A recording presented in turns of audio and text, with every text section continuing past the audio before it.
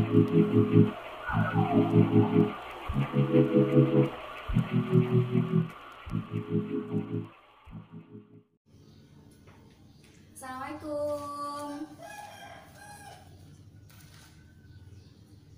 Waalaikumsalam. Kok pagi-pagi udah loyo semua ini? Gimana kabarnya? Sehat? Sehat. Pandemi kayak ini tetap sehat ya?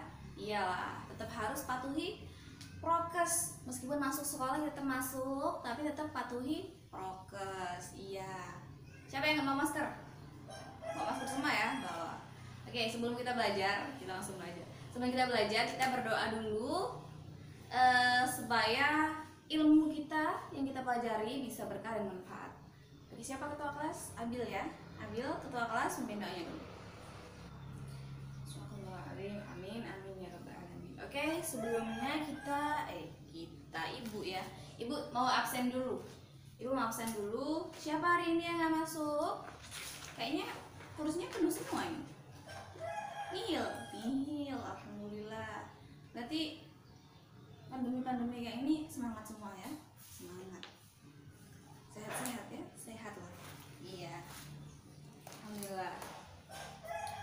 Masih ada 1, 2, 3, 4, 5, 10 orang yang masih loyo banget. Jadi biar lebih semangat lagi, Ibu bawa permainan.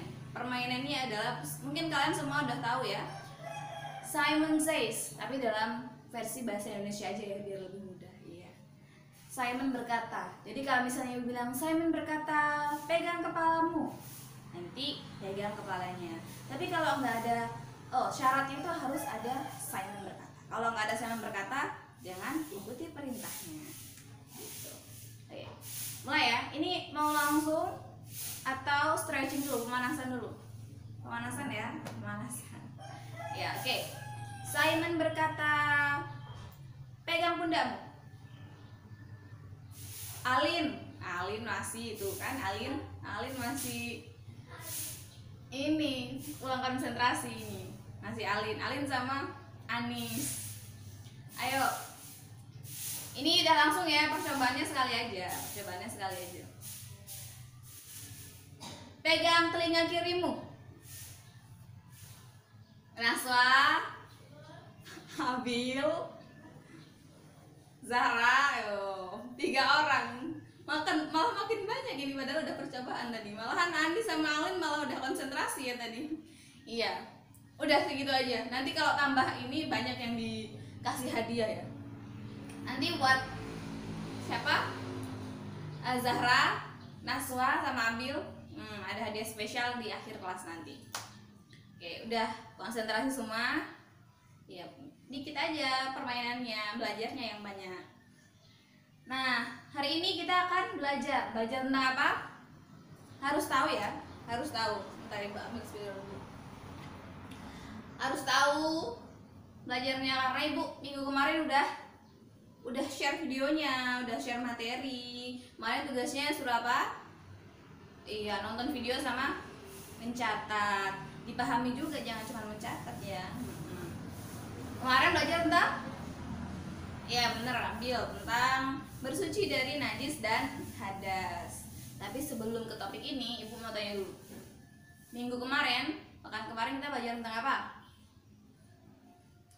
Ya Dina?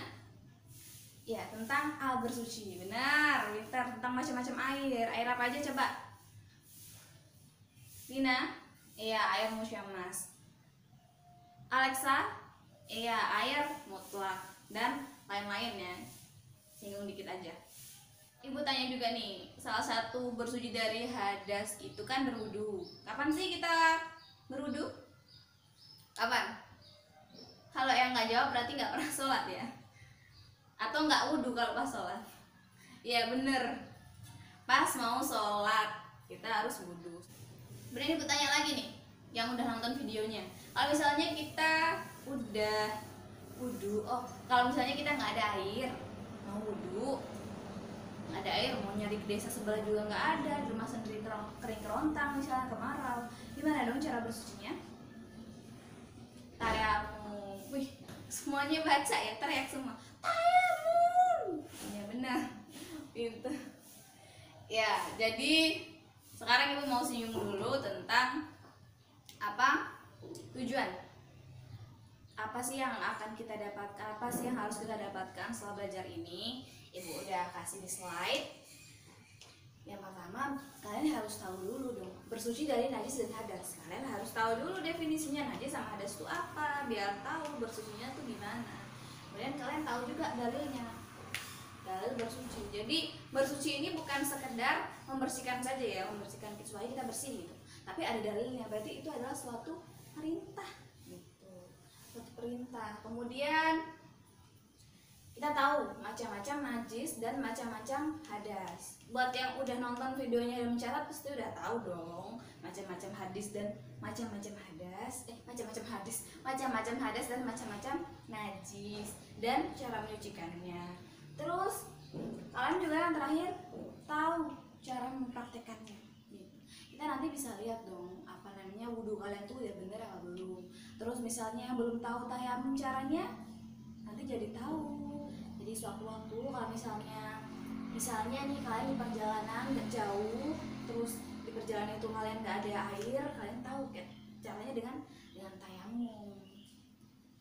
Nah, selanjutnya Ibu akan sampaikan kita mau belajarnya hari ini gimana sih Bu? Nah, karena kalian udah nonton, pertama kita nonton video dan mencatat, dilakukan di rumah. Nah, kemudian Ibu nanti akan tanya dulu materinya sama kalian satu-satu nggak ya?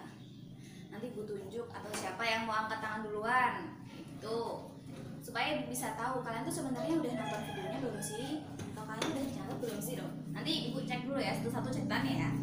Ya, biar tahu kalian udah nyatet atau belum. Nah, biar Ibu tahu kalian tuh sebenarnya udah paham belum sih sama materi yang Ibu kasih di video kemarin. Nah, terus kemudian nanti ada diskusi. Ibu bentuk kelompoknya, terus nanti Ibu kasih suatu permasalahan, kalian diskusikan bareng-bareng gimana sih cara menyelesaikannya gitu.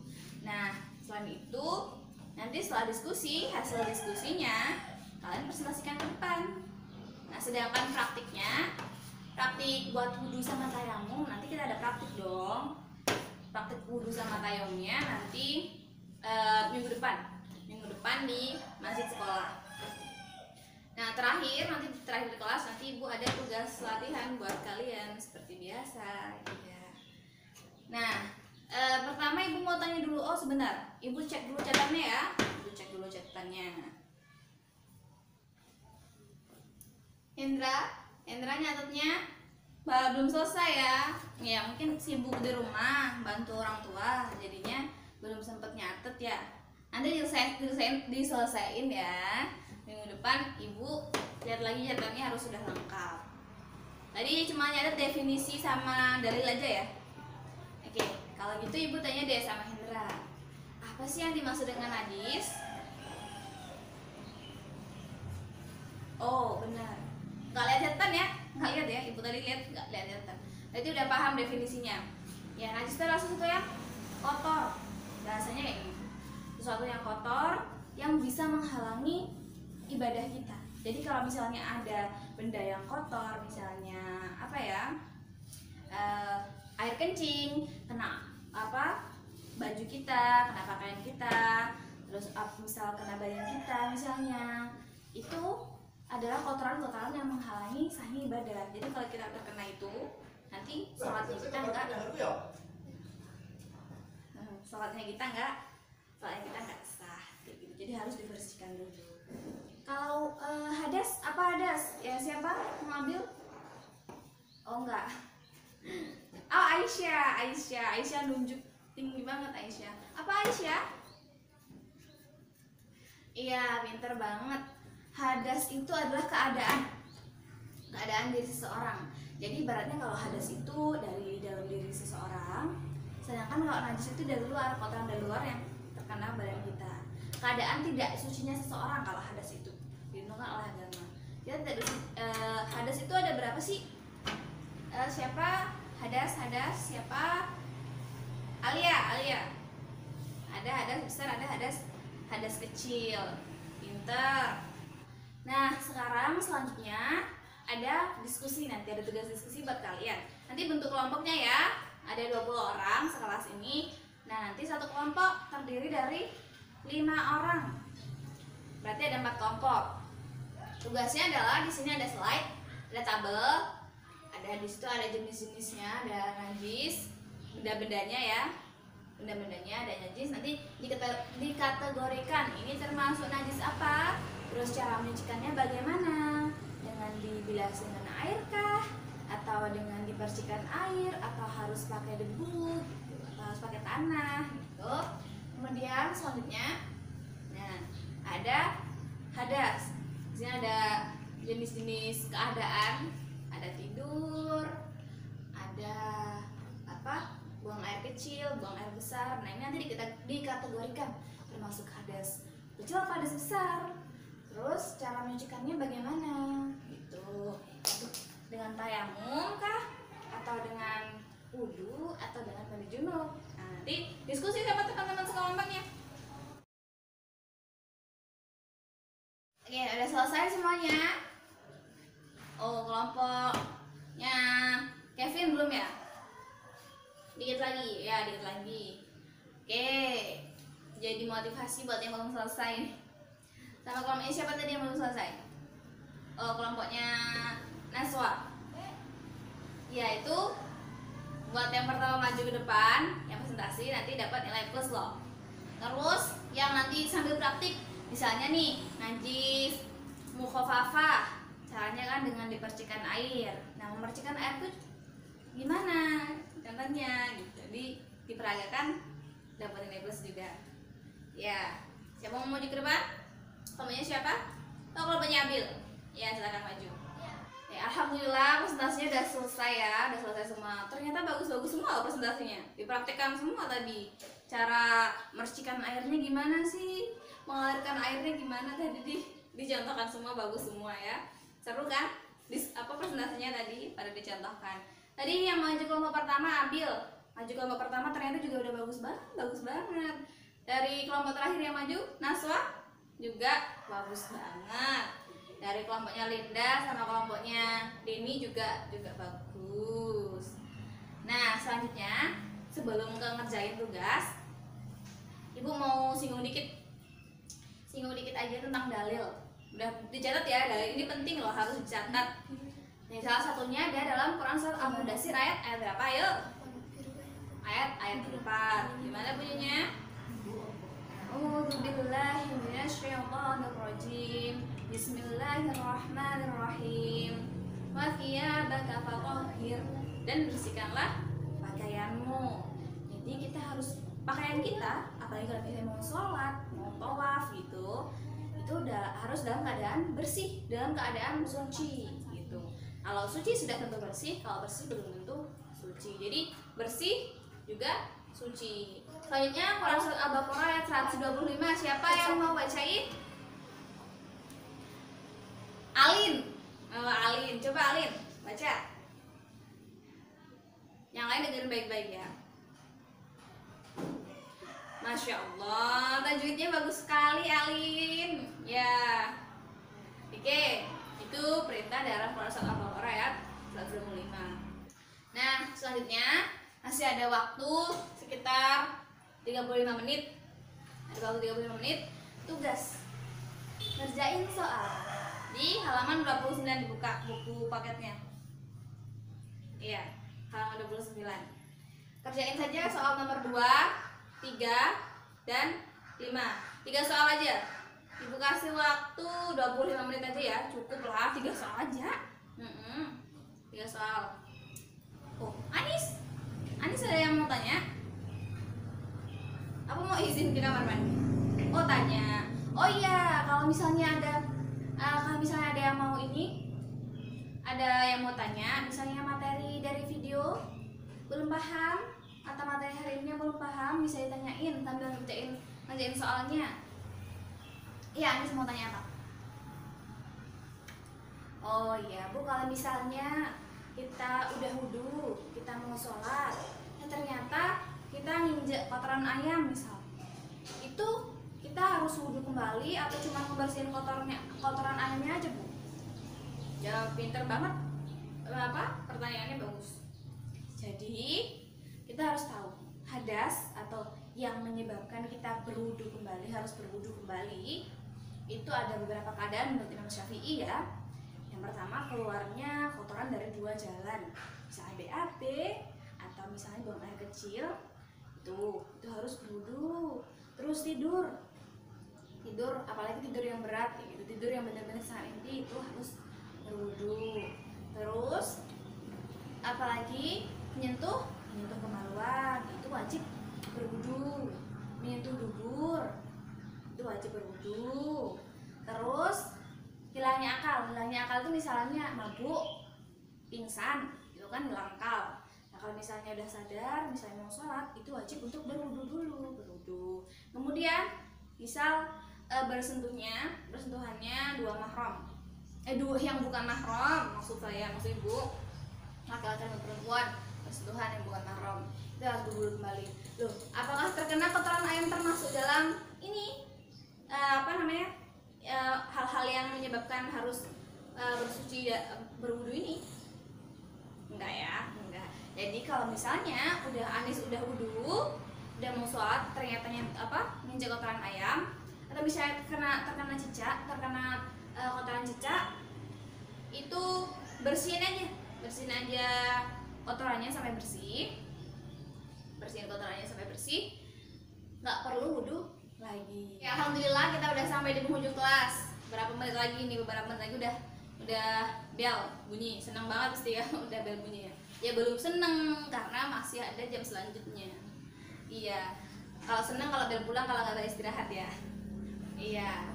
Nah, di penghujung kelas ini tadi ibu udah janjikan ada hadiah spesial untuk yang tadi kalah di Simon Says ya. Simon Says yang berkata.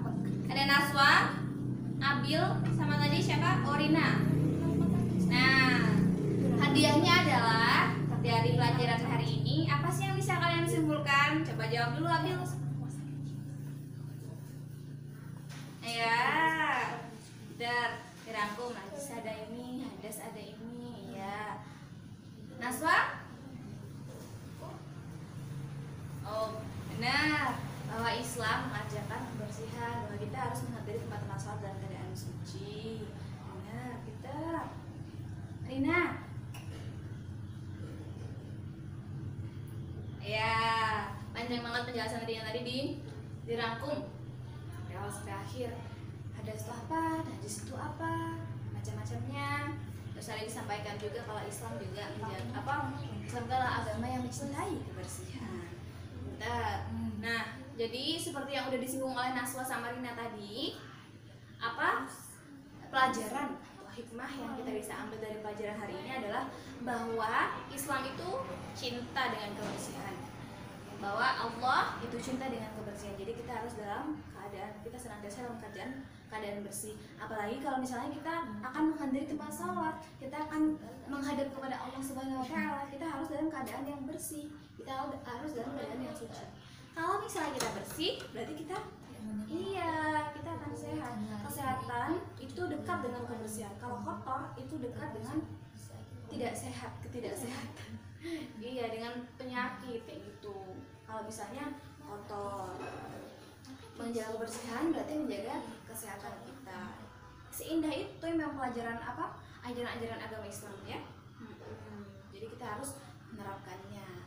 Oke, selanjutnya nanti seperti biasa tugasnya adalah ibu nanti kasih share video ke kalian.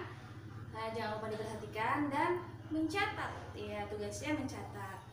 Nah, untuk praktiknya besok minggu depan praktik tayamum sama wudu di masjid sekolah.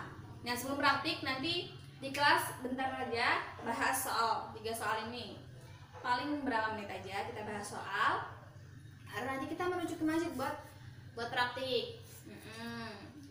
Nah, di video yang ibu share nanti akan ada tata cara tayamum dan wudu dengan benar. Jadi harus diperhatikan dengan benar supaya nanti praktiknya benar.